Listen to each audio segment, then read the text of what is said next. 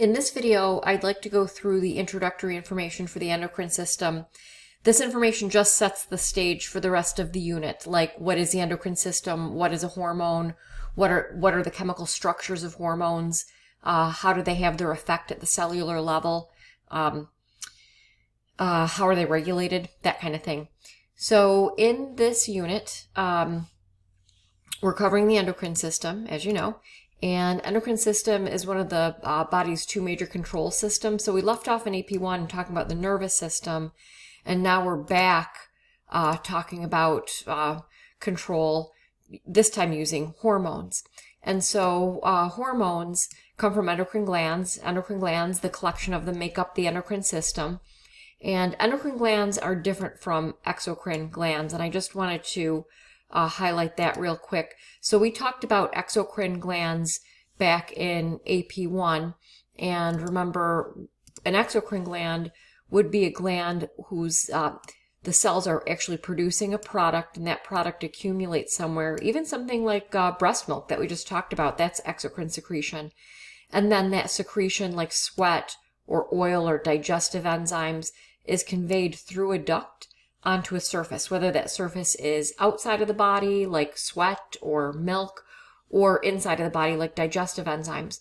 Now, with the endocrine system, endocrine glands are ductless glands, they say, because the cells that produce the product have a rich blood supply, and that product is released right into the blood. And so the product that is produced by endocrine glands, by definition, is a hormone. Okay, so we just talk about endocrine glands in this unit. So going back to the notes, as I mentioned, by definition, an endocrine gland releases a chemical called a hormone.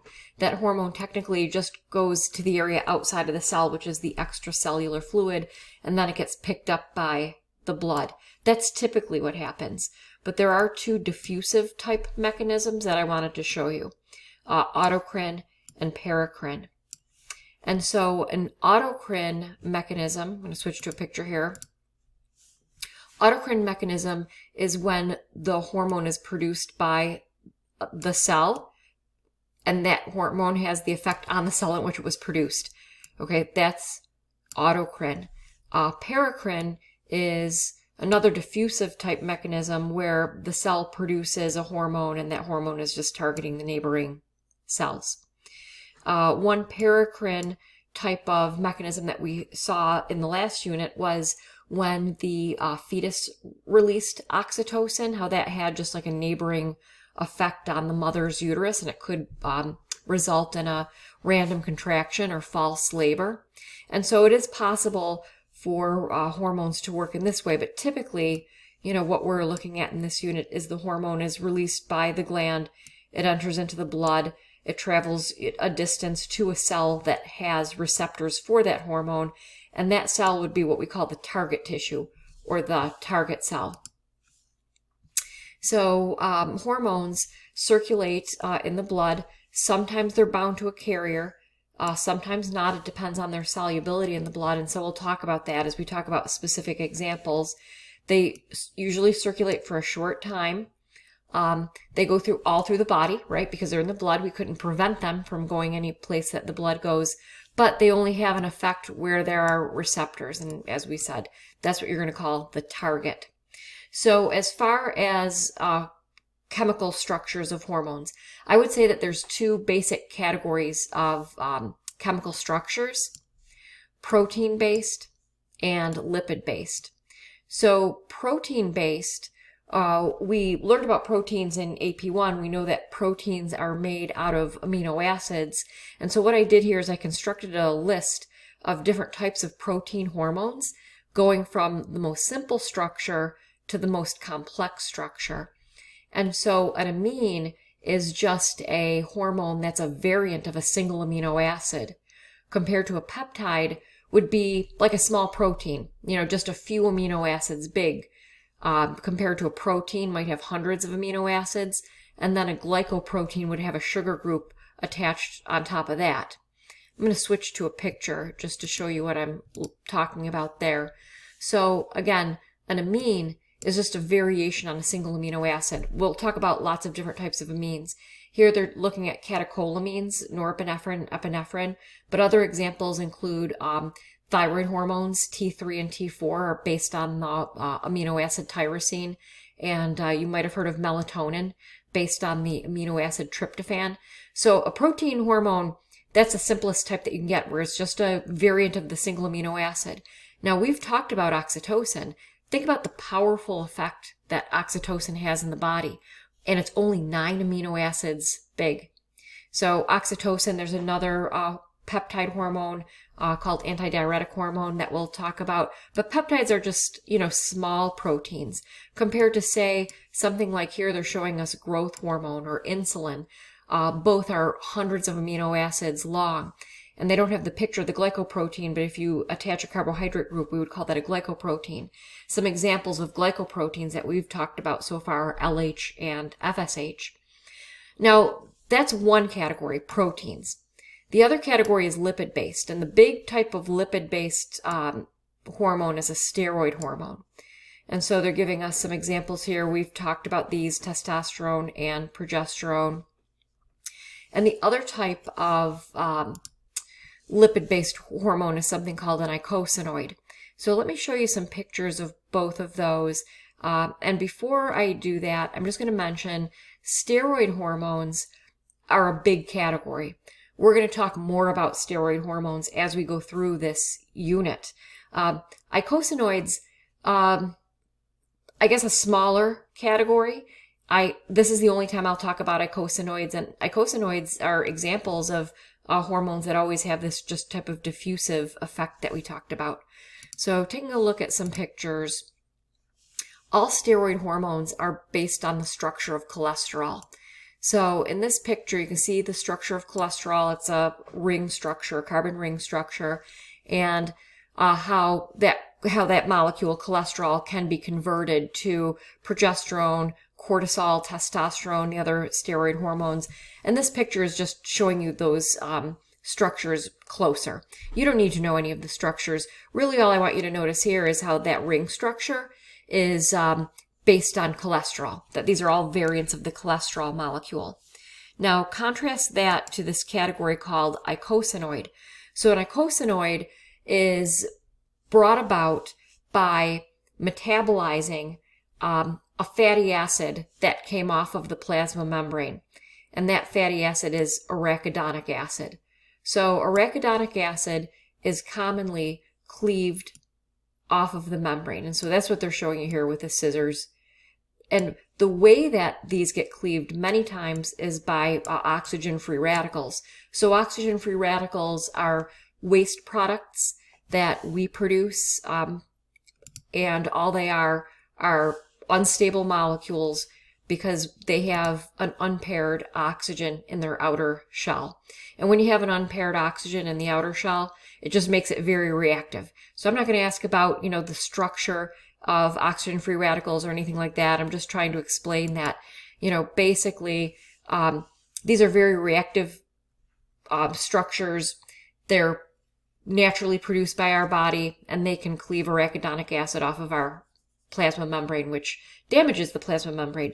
But then on top of that, the arachidonic acid gets metabolized.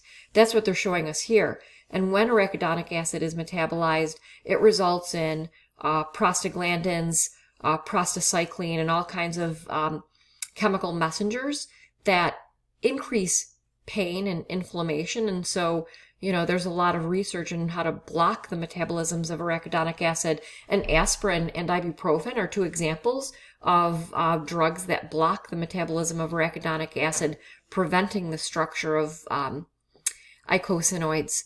So that's just a quick little rundown on eicosanoids. You can read more about those in the textbook.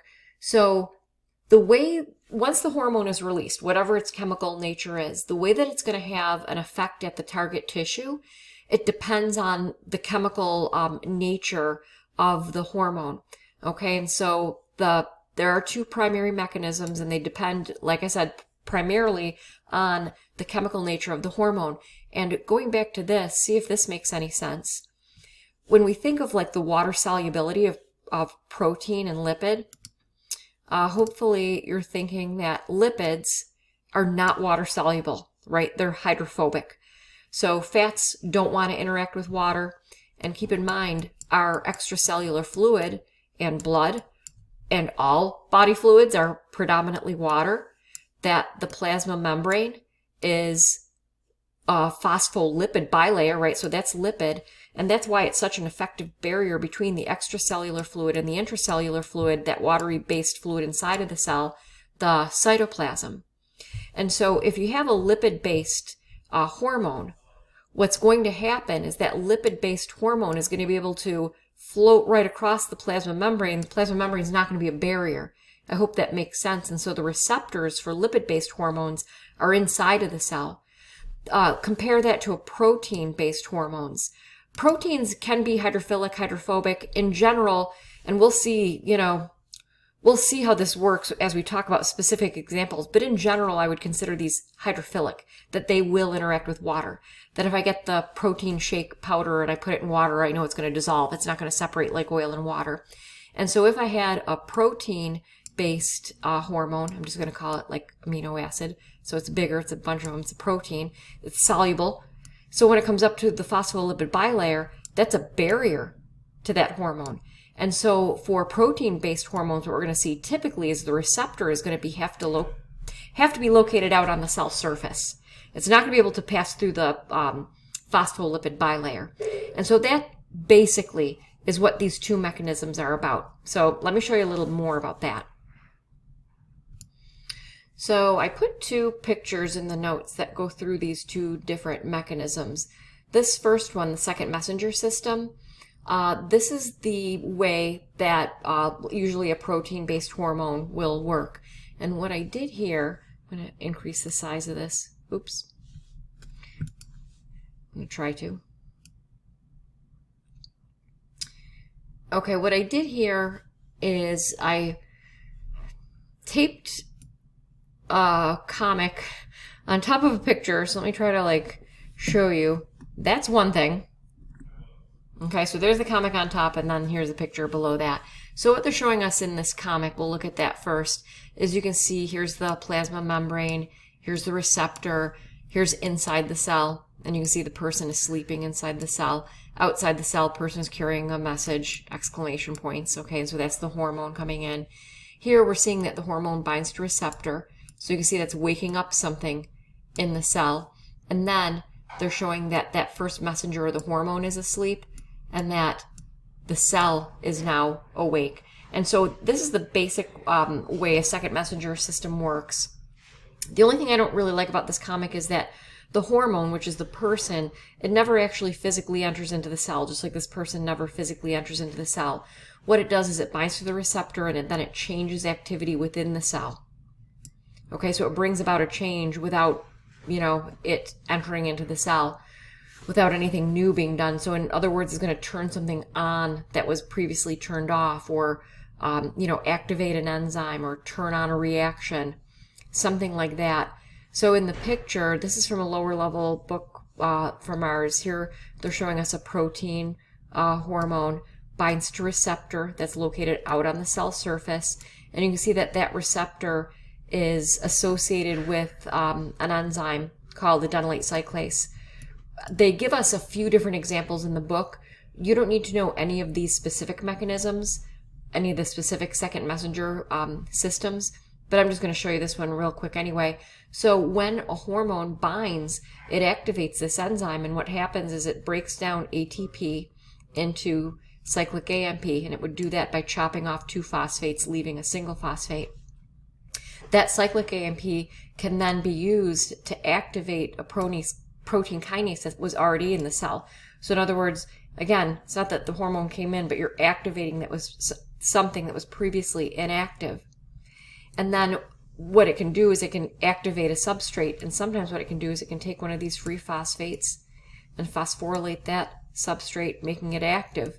And activating this protein will bring about a change in the cell. So this is an example of a second messenger system. Really the biggest things to remember, I think, would be that the hormone is binding to a receptor on the cell surface. It never enters into the cell, but what it will do is it will activate something or turn something on within the cell that was previously turned off. Now compare that to a fat-based hormone, like a steroid. So all steroid hormones will act by direct gene activation. So in this case, what will happen is the hormone will bind to a receptor that's not on the cell surface. It's located in the cytoplasm or the nucleus. That's a lot different than what we just saw. That it will interact directly with the person's DNA, exposing a specific gene. We get transcription translation of that gene. So what we're doing here is we're producing a brand new protein. And so here something is new. You're not just turning something on that was previously turned off. Now what we're doing is we're making a brand new protein, and that protein could be a receptor, could be a channel, could be a carrier. You know, it could be an enzyme that's going to drive a reaction. It could be a secretion of the cell. Okay, so a very, very powerful effect of steroid hormones. So this is the picture. So steroid hormone, remember, is fat. Therefore, the fatty membrane is not a barrier to a fatty hormone. Comes into the cytoplasm. This is going to be bound with a carrier. In case you're wondering, how is it floating through, you know, this water-based fluid? And they're showing us the steroid binding to a receptor inside of the nucleus. And then that receptor hormone complex is going to fit like a key inside of the DNA molecule at a specific point, bubbling it open, exposing a gene, which will be transcribed into mRNA. mRNA leaves the nucleus, goes over to the ribosome, and gets translated into a brand new protein. So again, very, very powerful type of action, because here the hormone is interacting directly with the person's DNA, and it's causing production of a brand new protein that was not there previously. So I hope that makes sense. So decrease the size of that again. And so one last thing to finish up here today, you know, why would a hormone be secreted? What's going to trigger a hormone to be secreted?